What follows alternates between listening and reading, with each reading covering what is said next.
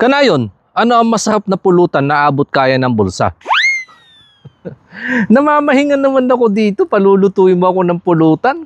Di mamaya, mapapainom na naman ako nito. Halaga 100, sagot ko na ang pulutan. Basta sa'yo na ang baso, pakidala na din ng yelo. Butchi at isaw, 80 pesos kalahating kilo. Kung 4 kayo, kasya na to. Napadaan kami minsan sa tropa para sa bigas, binawasan may pang-ambag ng yelo. Pero naging epekto, kantsaw inabot mo, napakamot sa ulo. Pero hindi ka nagpa-apekto sa aking kahumanap na saklolo. Dinaanan ko wall mo, wala akong makita kahit isang share na video. Kung nagkataon, sagot ko na merienda mo. Corn flour, inihandang sangkap, madaling hagilapin. Katulad ng tropa, andyan lang din. Pero pumili ka ng kakaibiganin. Yung kaya ka ding ambagang kahit 2 itlog, pasok na sa halagang 100. Aswete sa kulay, magkaroon ng kaunting arte.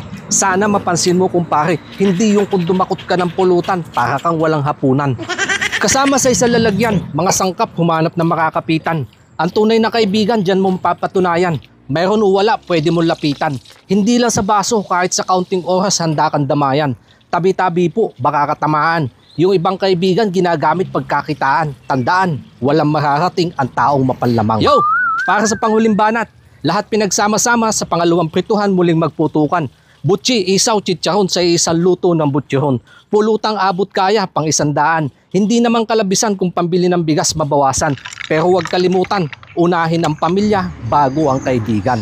Inegma, time.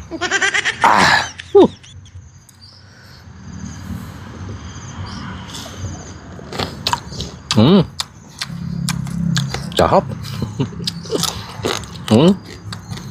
Lutong. Sakto lang yung gayat.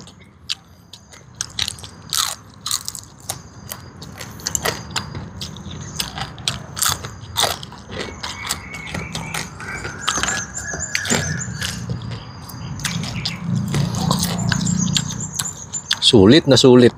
Sa halaga 100, mga kanayon. Pwede mo nang ipagyabang sa mga kaibigan. Napakalasa.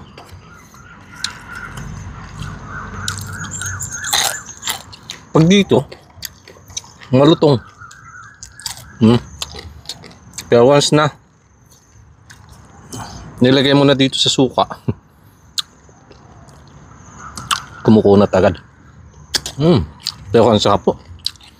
Manghang. Kasi ito yung gamit ko suka. Nakababad na matagal.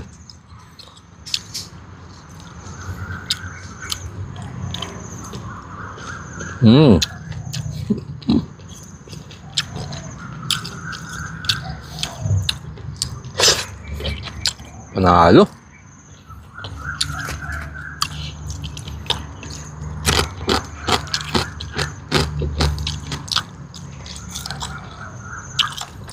Ang sarap balik-balikan. Panalong pulutan ho sa halagang 100.